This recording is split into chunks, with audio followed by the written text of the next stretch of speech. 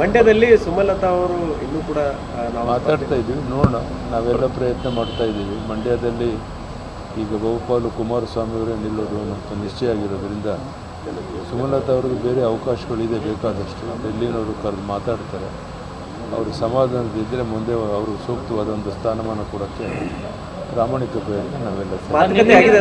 ಸುಮಲತಾ ಅವ್ರ ಜೊತೆಗೆ ಏನಾದರೂ ಮಾತುಕತೆ ಆಗಿದೆ? ನಾವು ಸಿಕ್ಕಿಲ್ಲ ಇನ್ನು. ಡೆಲ್ಲಿಯವರು ಮಾತಾಡಿದ್ದಾರೆ.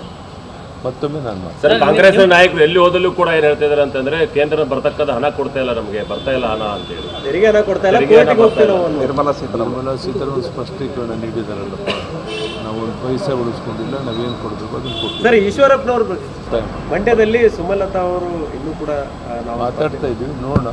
ನಾವೆಲ್ಲ ಪ್ರಯತ್ನ ಮಾಡ್ತಾ ಇದ್ದೀವಿ. ಮಂಡ್ಯದಲ್ಲಿ ಈಗ ಬಹುಪಾಲು ಕುಮಾರಸ್ವಾಮಿ ಅವರೇ ನಿಲ್ಲೋದು ಮತ್ತು ನಿಶ್ಚಯ ಆಗಿರೋದ್ರಿಂದ ಸುಮಲತಾ ಅವ್ರಿಗೆ ಬೇರೆ ಅವಕಾಶಗಳಿದೆ ಬೇಕಾದಷ್ಟು. ಡೆಲ್ಲಿನವರು ಕರೆದು ಮಾತಾಡ್ತಾರೆ.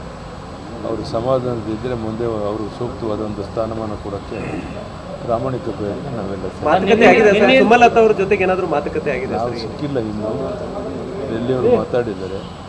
ಮತ್ತೊಮ್ಮೆ ನಾನು ಸರ್, ಕಾಂಗ್ರೆಸ್ ನಾಯಕರು ಎಲ್ಲಿ ಹೋದಲ್ಲೂ ಕೂಡ ಏನು ಹೇಳ್ತಾ ಇದ್ದಾರೆ ಅಂತಂದ್ರೆ ಕೇಂದ್ರ ಬರ್ತಕ್ಕಂಥ ಹಣ ಕೊಡ್ತಾ ಇಲ್ಲ, ನಮಗೆ ಬರ್ತಾ ಇಲ್ಲ ಹಣ ಅಂತ ಹೇಳಿ. ತೆರಿಗೆ ಹಣ ಕೊಡ್ತಾ ಇಲ್ಲ.